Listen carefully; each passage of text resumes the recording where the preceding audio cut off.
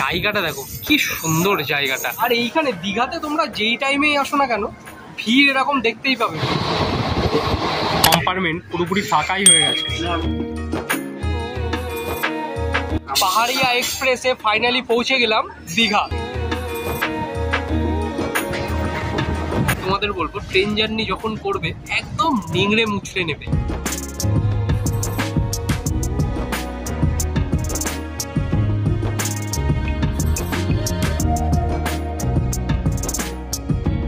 হেই বন্ধুরা, welcome back to my channel. স্বাগত জানাচ্ছি তোমাদের আরো একটা নতুন ভিডিওতে।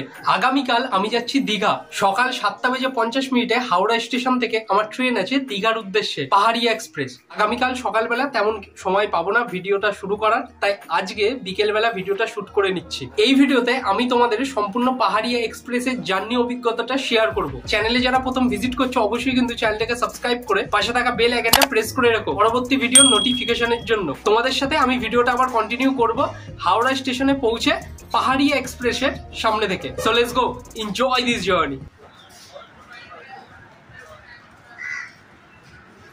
ঘড়িতে সময় ঠিক সকাল 7:45। আর আজকে আমি ভিডিওটা শুরু করছি হাওড়া স্টেশনের পাহাড়িয়া এক্সপ্রেসের জেনারেল কম্পার্টমেন্ট থেকে। তোমাদের সাথে আরো কথা বলবো, কিন্তু তার আগে পাহাড়িয়া এক্সপ্রেসের লোকোমোটিভটা দেখে নাও। কারণ এনজিপি থেকে হাওড়া পর্যন্ত যেই লোকোমোটিভে ট্রেনটা এসছে সেই লোকোমোটিভ কিন্তু হাওড়া স্টেশনে চেঞ্জ করা হলো।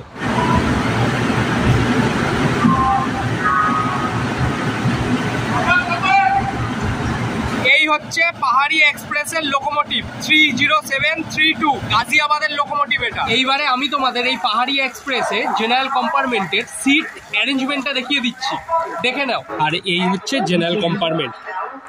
এইদিকে তোমার একজন, এই পাশে একজন, আর এই পাশে হচ্ছে তোমার চার্জিং পয়েন্ট আছে। আর এইদিকে হচ্ছে চারজন, আর এই পাশে হচ্ছে চারজন। আর এইখানে বসতেও পারো, আবার লাগেজও রাখতে পারো এইদিকে। আর ওইদিকেও কিন্তু হ্যাঙ্গার এবং চার্জিং পয়েন্ট আছে। এই হচ্ছে পাহাড়ি এক্সপ্রেসের বেসিন। বেসিনে জলও ঠিকঠাক পড়ছে। আর এই হচ্ছে মিরর। আর তোমাদের বাথরুমটা এই কারণে দেখালাম না, কারণ এই ট্রেনটা তো এনজিপি থেকে হাওড়া পর্যন্ত এলো, তাই বাথরুমের কন্ডিশন এখন দেখানোর মতো নেই। তা ট্রেন দেখি কটার সময় ছাড়ে সেই সব কিছু ডিসকাস করছি। সকাল 8:30 হাওড়া স্টেশনের 12 নম্বর প্ল্যাটফর্ম থেকে আমাদের পাহাড়িয়া এক্সপ্রেস কিন্তু ছেড়ে দিয়েছে দীঘার উদ্দেশ্যে।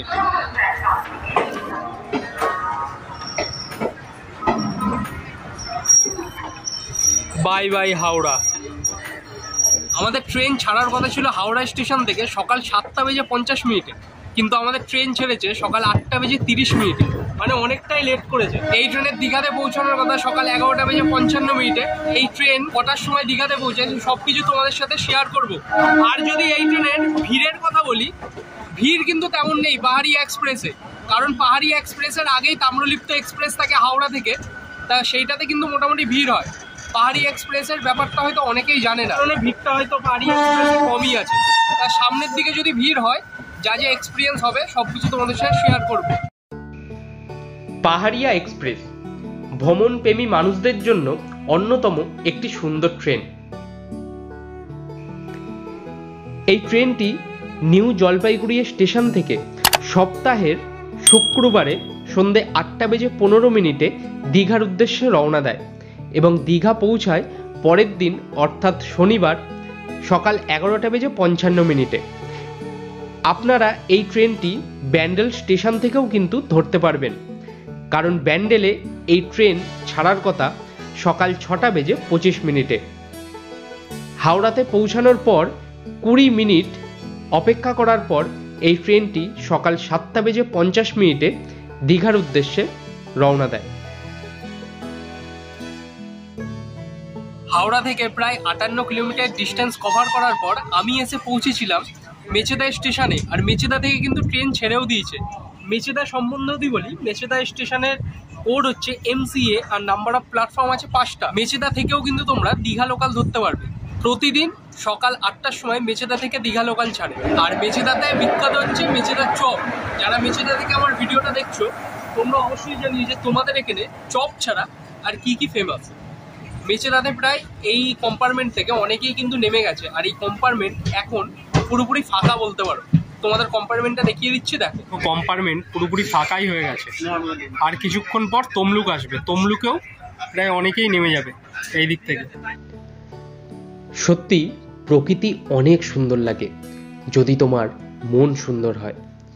বিভিন্ন ভিডিও কিংবা বিভিন্ন লেখকের বইতে কতই না জেনেছি আমার ভারতবর্ষের সৌন্দর্যের সম্বন্ধে, আর আমার ভ্রমণ জীবন শুরু হওয়ার পর প্রতিটা মুহূর্তে উপলব্ধি করি এই সুন্দর মায়াবী প্রকৃতিকে।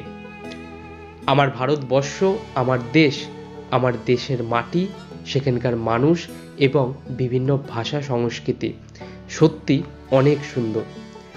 ট্রেনের জানালার সামনে বসে কিংবা দরজার ধারে দাঁড়িয়ে যতই না এই মায়াবী প্রকৃতির দিকে তাকিয়ে থাকি, ততই মনে হয় ইস, সময়টা বড্ড তাড়াতাড়ি চলে গেল, আর কিছুক্ষণ থাকলে কতই না ভালো হতো। সকাল 10:26, আর এই মুহূর্তে আমি পৌঁছে গেছি তমলুক রেলওয়ে স্টেশনে। এইখানে আমাদের পৌঁছানোর কথা ছিল সকাল 9:36। তমলুকে আমি যতটা জানি তমলুকের রাজবাড়ি কিন্তু খুবই ফেমাস। তমলুক থেকে যারা ভিডিওটা দেখছো তোমরা আমাকে বলো তমলুক স্টেশন থেকে এই রাজবাড়িটা কতটা দূরত্ব অবস্থিত, যাওয়ার ইচ্ছা আছে। তা যদি ফেয়ার কস্টের কথা বলি, জেনারেল কম্পার্টমেন্টের ফেয়ার কস্ট হচ্ছে হাওড়া থেকে দীঘা পর্যন্ত মাত্র 90 টাকা।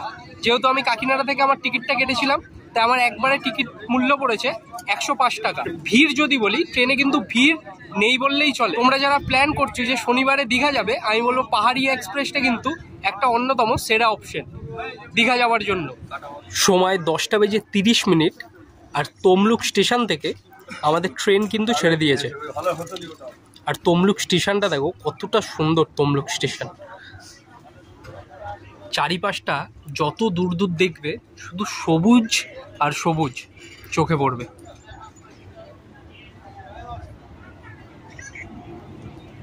দীঘা তো মেদিনীপুর ডিস্ট্রিক্টের মধ্যে পড়ছে। এই পাশে যখনই আসি তখনই কিন্তু এখানকার মানুষ যেভাবে তাদের জীবিকা নির্বাহ করে সেই কার্যকলাপগুলো কিন্তু চোখে পড়ে বেশ ভালোই। মাঠের পর মাঠ সব চাষাবাদ করে, এবং তোমার প্রত্যেকটা বাড়িতে পুকুর আছে, কারণ এই কাথি, তমলুক, এই দীঘার এইসব সাইডে মৎস্য শিল্পের ওপরও কিন্তু তাদের জীবিকার অনেকটা দিকই কিন্তু নির্ভর করে। একটা কথা বলবো, যারা তোমরা ফ্লাইটে ট্রাভেল করো কিংবা তোমার কারে ট্রাভেল করো, যাতেই ট্রাভেল করো না কেন, ট্রেন জার্নির যে মজাটা আছে সেটা একমাত্র ট্রেন জার্নি করেই তোমরা ফিল করতে পারবে।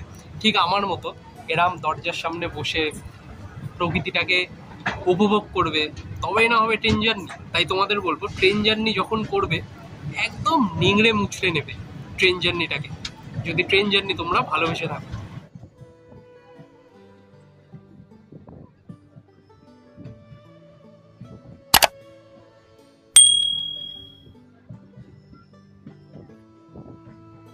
পাহাড়িয়া এক্সপ্রেসে ফাইনালি পৌঁছে গেলাম দীঘা।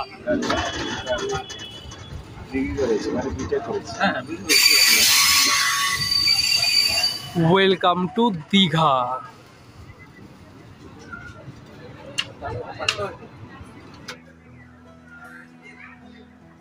দুপুর 12:22, আর এই মুহূর্তে আমি পৌঁছে গেছি দীঘা রেলওয়ে স্টেশনে।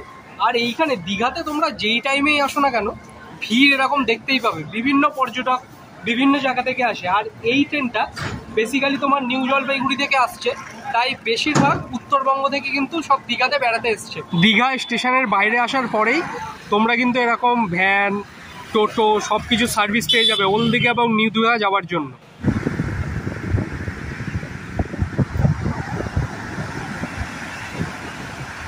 ফাইনালি পৌঁছে গেছি দীঘার সমুদ্র সৈকতের একদম সামনে। আর এই দীঘার সমুদ্র সৈকত আর পেছনের এই সুন্দর ঝাউবন, সকাল থেকে এই ক্লান্তিটা এইখানে এসে সব কিছু দূর হয়ে গেল। তা তোমাদের পাহাড়ি এক্সপ্রেসের জার্নি এক্সপিরিয়েন্সটা আজকে এই ভিডিওর মাধ্যমে শেয়ার করলাম। যদি ভিডিওটা তোমাদের ভালো লেগে থাকে অবশ্যই তোমাদের ভালোবাসাটা দেখিও। দীঘা সিরিজের আরো অনেক ভিডিও আসতে চলেছে, চ্যানেলের সাথে যুক্ত থাকো এবং সাবস্ক্রাইব করে পাশে থাকা বেল আইকনটা অবশ্যই প্রেস করে রেখো। হচ্ছে খুব তাড়াতাড়ি আরো একটা কোনো নতুন ভিডিওর সাথে। টেক কেয়ার, এন্ড আজকের জন্য টাটা ফ্রম দীঘা।